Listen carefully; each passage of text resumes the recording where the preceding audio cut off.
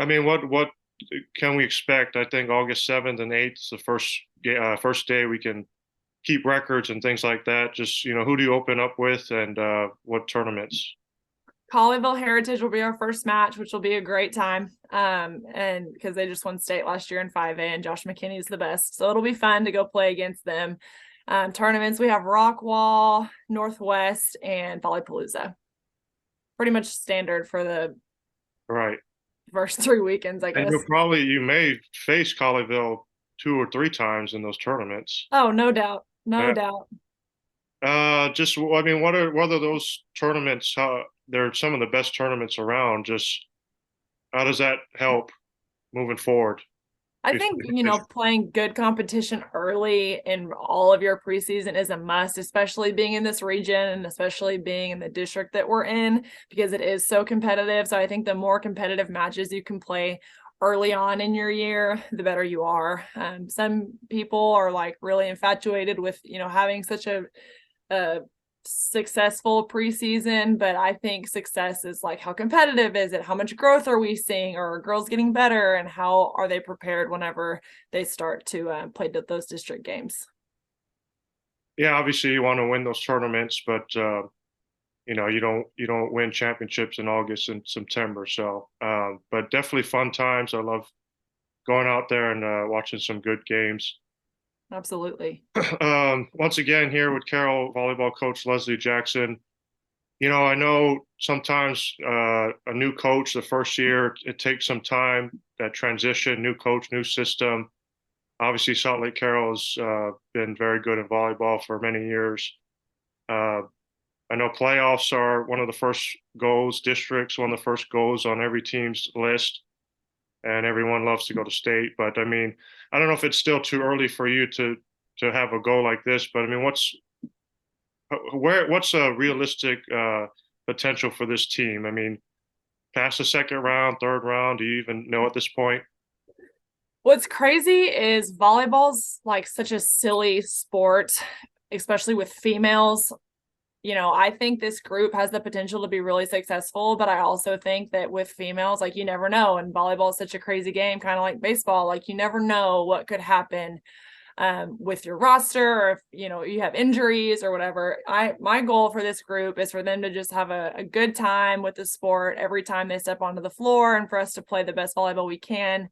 And then we'll see, how the year goes. I think we have the potential to do some great things, but you never know in volleyball because it's such a crazy sport.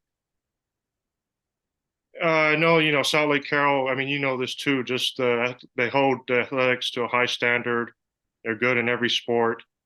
Obviously, I mean, again, you were at Geyer, which I think is the same thing, but I don't know, does that add any I don't know what the word, pressure or fuel for you just to win there? I don't think so. I think I expect to win every game that we play, and I expect us to, compete at the highest level every time we go out there and play. And I think that if you expect, the highest standard, there's really no pressure because you're going to do the best you can every time you step on the floor. And I think that if you, constantly stay consistent with the girls, and they understand the expectation that when they step on the floor, they're going to play as hard as they can, and that they enjoy each other and they enjoy, being around the coaching staff, I think good things will happen. And, if they don't, that's part of sports. You win some, you lose some, but I think that, my bar is set extremely high for how I operate with them and how, we're going to operate as a program. And so, I think as long as they know the expectation and they're going as hard as they can, then I think that's all that we can expect, and the outcome will either take care of itself or we'll get beat. What can the volleyball players, the community, the parents, what can they expect from you as a coach or a person on and off the court? They'll expect me to love on their kids and treat them like they were my own daughters. I think that I have a really bubbly personality that's annoying to some, but I'm the same every day whenever I'm with the girls. I'm really big on consistency from me to them, because I think that's important, that they see, the person in charge of them being consistent, so they themselves have no reason to not be consistent with me. So, consistent, positive, happy, but also, somebody that's going to push them further than they might think they can go. But, just really a really high expectation set for them, and just them, being the same every time they step into the gym. Uh, you said you went to Legacy. Uh, I mean, wasn't it a fairly new school? Yeah, when I got to Legacy, we were the first sophomores there. And so we were the first sophomore, junior, and senior class, I guess, to kind of roll through. Not the first 4-year graduates, but the first 3-year graduates. How far did you make it in the playoff? I think we made it to the regional finals. We had Yeah. a really good senior class, or like our group had like 12 girls that were all like pretty good club kids all over the Metroplex. And so I think we made it to the regional finals, but I can't remember. There's so many games and so much volleyball that's happened since then. But we were pretty successful down there in the South. Any teammates that are coaches here in DFW? Not anymore. They're all moms and doing things in corporate world and hospitals and all the things. Yeah. I asked Christina Rudiger this on Wednesday. We were talking about the side out era, Mm-hmm. and I don't know when they moved to rally scoring. Did you play with side out? I'm not that old. I was only a rally scoring kid from the beginning. Yeah. Yeah, I can remember the late '90s, but they must have switched in the early 2000s or something like that. I think I was still little whenever, because I remember 30, but I never had anything to do with playing to 30. I just remember watching it on TV. Yeah. Uh, are you a fan of sand volleyball? I do like beach. I don't play it anymore, but I do like to watch it. I think it's really good for the kids to go play because it's fun. It's not on the court. It's good on their bodies, but I do like beach. I think it's a good time. Yeah, I asked Coach Rudiger this too, but some of the private schools, they have sand. Some of them have boys indoor. Mm-hmm. Uh, what do you think we'll see first in the UIL? Beach volleyball or boys indoor volleyball?